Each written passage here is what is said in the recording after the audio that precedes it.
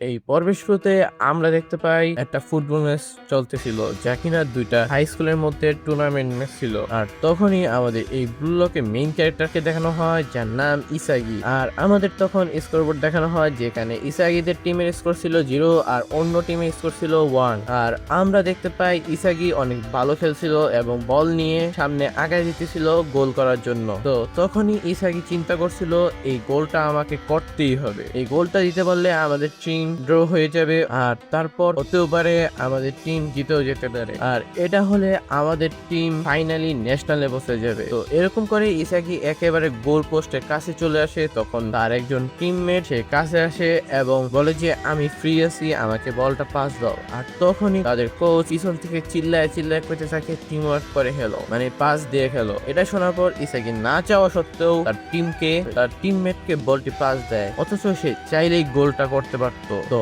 তখনই তার টিমমেট সেই শটটা নেয়, কিন্তু গোল হয় না। ওই বলটা গোল বাড়ি খেয়ে যায় এবং তাদের বিপরীত টিমের প্লেয়ারদের কাছে বলটা চলে যায় এবং তারা তাদের মেইন স্ট্রাইকারের কাছে বলটি পাস দেয়। আর এই স্ট্রাইকারের নাম হলো কিরা। সে বল নিয়ে এগোতে থাকে এবং শেষ মুহূর্তে ইসাগিদেরকেই একটা গোল দিয়ে দেয়। এখন ইসাগিরাই 2-0 গোলে এই ম্যাচটা হেরে যায়, যার ফলে ইসাগি অনেক কষ্ট পায় এবং তার টিম মেম্বাররাও সকলেই অনেক কষ্ট পায়। এরপর আমরা দেখি ইসাগিদের টিম সবাই গ্রাউন্ডের থেকে বাইর হয়ে যাচ্ছিল এবং ঠিক সে সময় ইসাগি তখন কিরার দিকে তাকায়, আর সে দেখতে পায় কিরাকে অনেক সাংবাদিকরা ইন্টারভিউ নিচ্ছিল।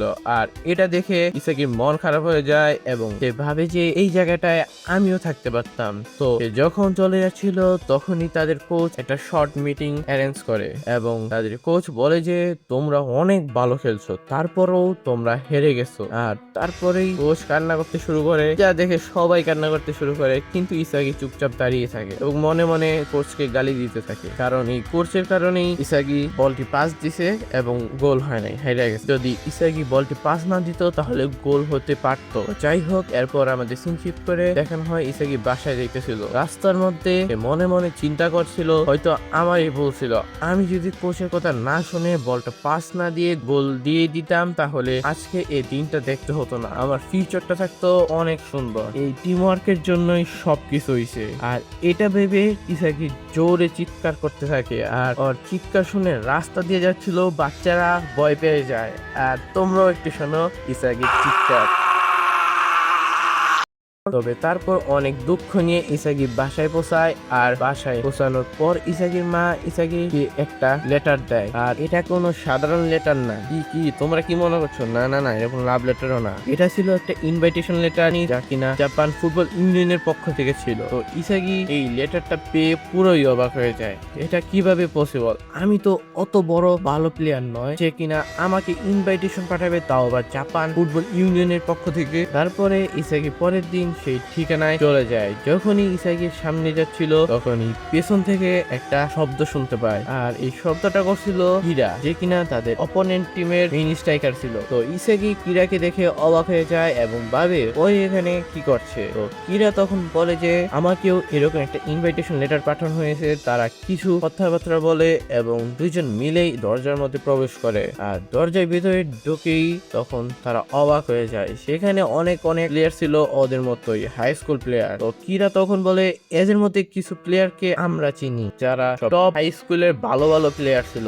আর এই যে একটা ছেলে দেখতে পাচ্ছ, যাকে সবাই মেসি বলে ডাকে, সে খুবই ট্যালেন্টেড। আর তখনই হঠাৎ করে সেখানে লাইট বন্ধ হয়ে যায়, আর একজন উইয়ার্ড দেখতে লোক আসে এবং বলে আমার নাম ইগো জিনপাচি। এই লোকটাকে দেখে সবাই বুঝতে পারে যে এই লোকটা হয়তো জাপানের ফুটবল ইউনিয়নের সাথে কোনোভাবে কানেকশন আছে বা সম্পর্কিত আছে, এবং সে বলে যে আমি তোমাদের কোচ হব এবং আমাকে হায়ার করা হয়েছে জাপানের নেক্সট ওয়ার্ল্ড কাপ জিততে পারায় সেজন্য। তো এই কথা শুনে সবাই মানে এক কথা টিটকারি করা শুরু করে যে এই বালের দেশ আবার ওয়ার্ল্ড কাপ নিবে। Are you comedy me?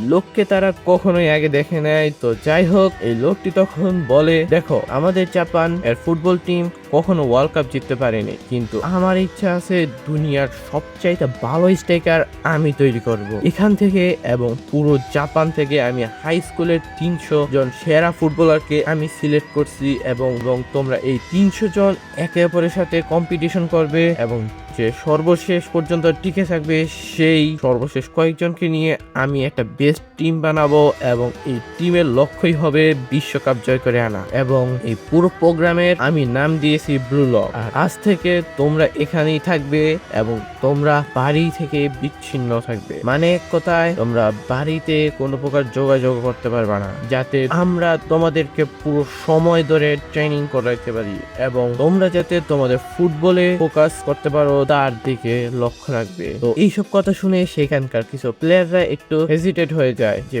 বাড়িতে যেতে পারবো না। তো এই বিষয়টা ওই লোকটাও বুঝতে পারে, আর তখনই ওই লোকটি বলে যে ঠিক আছে, তোমাদের মধ্যে কারো সমস্যা থাকলে এখান থেকে চলে যেতে পারো, তবে এখান থেকে চলে যাওয়ার মানে হচ্ছে তোমাদের মধ্যে যে ন্যাশনাল টিমে যোগ দেওয়ার সুযোগ ছিল এবং বিশ্বের সবচেয়ে সেরা স্ট্রাইকার হওয়ার গোল্ডেন চান্স ছিল সেটা তোমরা হারিয়ে ফেলেছো। তো একথা শুনে সবাই আবার ঘাবড়ায় যায় এবং তখনই লোকটি বলে আচ্ছা, ফুটবল তোমাদের জন্য কি, এটা কি জাস্ট একটা গেম? আর তখনই সে তার পেছনের প্রজেক্টে জাপানের ন্যাশনাল টিমের ছবি দেখায় এবং বলে যে তোমরা কি জানো এই টিমটা এত দুর্বল কেন? কারণ তারা টিম ওয়ার্ক করে, তারা নিজেরা নিজেদেরকে ভাই ভাই মনে করে, এই কারণে তারা ভালোভাবে খেলতে পারে না। এটা শোনার পরে কিরা বলে না, এটা হতেই পারে না, তাদেরকে দেখে আমরা বড় হয়েছি, আমরা বড় হয়েছি, আমরা ইন্সপায়ার হয়েছি, তুমি তাদেরকে দেখে এসব কথা বলতে পারো না। কিন্তু তখনই ইগো বলে তাহলে তুমি বলো তারা কেন এখন পর্যন্ত একটা ওয়ার্ল্ড কাপ নিতে পারে নাই। তখনই ইগো একটি এক্সাম্পল দেয় কিভাবে বড় প্লেয়ার হতে হয়। দেখো, যারা বড় প্লেয়ার তারা সবাই ইগোস্টিক এবং সেলফিশ হয়, আর তুমি যদি দুনিয়ার সবচেয়ে বড় স্ট্রাইকার হতে চাও তাহলে তোমাকেও ইগোস্টিক হতে হবে। আর তারপর ইগো আরো বলে যে তুমি চিন্তা করো, তোমরা ওয়ার্ল্ড কাপের ম্যাচে আসো, তোমার পায়ে বল রয়েছে, সবাই তোমার পেছনে দৌড়াচ্ছে, লাখ লাখ মানুষ গ্যালারি থেকে তোমাকে চেয়ার আপ করছে, লাস্টের কয়েক মিনিটই বাকি আছে, তুমি গোল পোস্টের কাছে চলে গিয়েছো, তো তুমি যদি তখন সেলফিশ হও তাহলে তুমি শুট করবে এবং গোল দেওয়ার চেষ্টা করবে। আর তুমি যদি টিম ওয়ার্ক মানে বাই বাই করতে যাও তাহলে তুমি তোমার টিমমেটকে পাস দেবে, যেটা মিস হওয়ার সম্ভাবনা বেশি থাকবে আর ওটা তোমাকে দুর্বল করে দিবে এক কথায় বলতে গেলে। আর ওই ইগোর পিছনে একটা দরজা ছিল যেটা হচ্ছে ব্লকের মধ্যে ঢোকার দরজা। তো এরপর এই লোকটা দরজা খুলে দেয় এবং বলে যে স্ট্রাইকার অফ অল টাইম হতে চাও যারা যারা, তারা এই গেটের মধ্যে প্রবেশ করো। তো এই কথা শুনে আমাদের নায়ক ইসাগি চিন্তায় পড়ে যায় এবং বলে এরকম কথা আগে তো আমাকে কেউ বলে নাই, এখন আমার কি করা উচিত? হ্যাঁ, আমাকে সেটাই করতে হবে, আমাকে দুনিয়ার সবচেয়ে ভালো স্ট্রাইকার হতে হবে। এইসব কথা চিন্তা করতে করতে ইসাগি সবার আগে দৌড় দেয় এবং সবার আগে ইসাগি ওই ব্লকের মধ্যে প্রবেশ করে। আর ইসাগির দেখা দেখি বাকি সবাই ওই ব্লকের গেটের মধ্যে প্রবেশ করে যায় এবং তা দেখে আমাদের ইগো একটা ভয়ঙ্কর হাসি দেয়। তো যাই হোক, এরপরে সবাইকে ব্লু লক ট্রেনিং সেন্টারের মধ্যে নিয়ে যাওয়া হয় যেখানে আমাদের ইসাগি ছিল এবং এখানে অনেকগুলো গ্রুপে ভাগ করা হয়েছে প্লেয়ারদেরকে। ইসাগি যে রুমে যায় সেখানে কয়েকজন প্লেয়ার দেখে সবাই একটা কস্টিউম পরে রয়েছে, মানে একটা স্যুট পরে রয়েছে। তো ওখানে সে কিরাকেও দেখতে পায় আর তখনই ওখানে আরেকজন প্লেয়ার আসে যার নাম হচ্ছে ইগারাশি। তখনই ওদের রুমে যে স্ক্রিনটা ছিল সেখানে আবারও ইগো আসে এবং সে সবাইকে বলে দেখো, তোমাদের সবার যে স্যুটটি দেওয়া হয়েছে তার মধ্যে নাম্বার দেওয়া আছে, যা এই 300 জন প্লেয়ারের মধ্যে র্যাঙ্কিং নাম্বার, যে তুমি কত নাম্বারে আসছো। তো ইসাকি তখন তার জার্সি তার নাম্বারটা দেখে, তার নাম্বারটা ছিল 299। তো এর মানে ইসাকি হচ্ছে 300 জনের মধ্যে 299 জন, 299 নাম্বার প্লেয়ার, মানে লাস্টের দিক থেকে দ্বিতীয় নাম্বার প্লেয়ার। আর ইগারাশি নামে একটা ছেলে এসেছিল, তার নাম্বার হলো 300, মানে সে 300 নাম্বারের মধ্যে 300। ধরতে গেলে তাকে বলা যেতে পারে এই ব্লকের সবচেয়ে খারাপ প্লেয়ার। তো এটা দেখে আমাদের ইসাকি চিন্তায় পড়ে যায় যে এই 300 জনের মধ্যে আমি এত পিছনে। আর তখনই ইগো চিনপাচি বলে তোমাদের এখান থেকে মোট 5 জনকে নেওয়া হবে আর সকল এক্সপেরিমেন্ট এর পর তারাই ওই টুর্নামেন্ট খেলবে, আর ওই টুর্নামেন্টে যে ভালো খেলতে পারবে তারাই জাপান ওয়ার্ল্ড আন্ডার 20 কাপ এই সুযোগ পাবে খেলার জন্য। কিন্তু যে এই টুর্নামেন্ট হেরে যাবে সে তো জাপানের নর্মাল কোনো টিমেই আর খেলতে পারবে না। তো এই কথা শোনার পর সবাই ভয় পেয়ে যায়। আর তখনই ইগো এখানে একটা গেমের রুলস বলে দেয়, যেখানে 2 মিনিটের সময় থাকবে এবং লাস্ট মুহূর্তে যার কাছে বল থাকবে সে এলিমিনেট হয়ে যাবে। আর বলটা সর্বপ্রথম থাকবে যার নাম্বার সর্বশেষ 20 নম্বর যে প্লেয়ারটা আছে ইগারাশি ওর কাছেই থাকবে। আর তখনই একটা বল উপর থেকে নিচে পড়ে, তো এই বলটা সবার প্রথমে যায় ইগারাশির কাছে, কারণ ইগারাশি নাম্বার ছিল 300। তো তখনই ইগারাশি বল নিয়ে দৌড়াতে শুরু করে এবং ভাবতে থাকে কাকে বলটা মারা যায়, কিন্তু যখন বলটা মারতে যায় সবাই দূরে পালাতে শুরু করে। ইগারাশি অনেক চেষ্টা করে কিন্তু কাউকে বলটা মারতে পারে না, কিন্তু ওই সময় দেখতে পায় একটা প্লেয়ার মাটিতে শুয়ে রয়েছে। তো ইগারাশি একটা সুযোগ পেয়ে যায়, ওই চুপে চুপে গিয়ে ওই প্লেয়ারটার গায়ে যখন বল টাচ করাতেই যাবে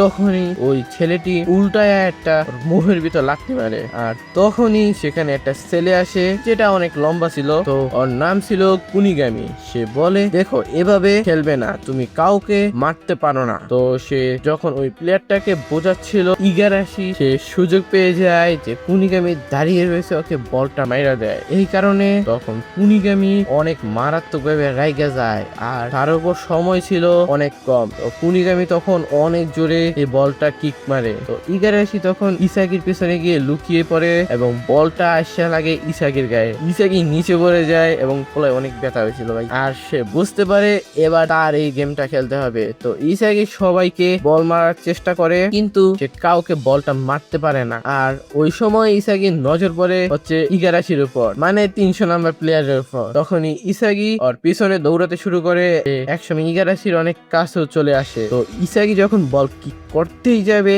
ঠিক তখনই ওর মাথায় একটা কথা আসে যে আমি হচ্ছি 299 নাম্বার প্লেয়ার, আমি যদি এই গেমটা জিতেই চাই তাহলে আমি এই মদনকে হারিয়ে কেন জিতবো? আমি এই রুমের সবচেয়ে যে পাওয়ারফুল প্লেয়ার রয়েছে তাকে হারিয়ে জিতবো। এই রুমের সবচেয়ে শক্তিশালী প্লেয়ার কে? তো এই কথা ভেবে ইসাগি থেমে যায়। আবার সময় রয়েছে মাত্র 15 সেকেন্ড। ইসাগি করে কি বলটি ঘুরিয়ে দৌড়াতে শুরু করে। তো ইসাগি যখন এই কথা বলে তখন বাকি প্লেয়াররাও ইসাগির কাছ থেকে বল নিতে চায় এবং এই রুমের সবচেয়ে শক্তিশালী প্লেয়ারকে এলিমিনেট করতে চায়। মানে সবারই একই কথা, আমরা এই রুমের সবচেয়ে শক্তিশালী প্লেয়ারকে হারাবো এবং এই রাউন্ড জিতবো। তখন আমরা দেখতে পাই কিরার উপর বলটা শুট করা হয়, কিন্তু কিরা বল দেখে সেখান থেকে সরেই যায়। আর ওই মুহূর্তে সময় ছিল মাত্র 3 সেকেন্ড। আর ওই সময় ইসাগির কাছে বলটা চলে যায় আর ইসাগি বল পাওয়ার সাথে সাথেই সে একটা কথা বলে, তোমরা কেউ নয়, এই রুমের সবচেয়ে স্ট্রং প্লেয়ারকে আমি বল মারবো। আর এই কথা বলেই সে একদম কিরার চেহারা বরাবর বলটা মেরা দেয়, আর বলটা যাইও ডাইরেক্ট কিরার চেহারা বরাবর লাগে। আর এমন সময় লাগে যে সময়টা কাউন্টডাউন শূন্য হয়ে যায় এবং টাইমের অ্যালার্ম বেজে ওঠে, এর মানে কিরা এখান থেকে বাদ হয়ে যাবে।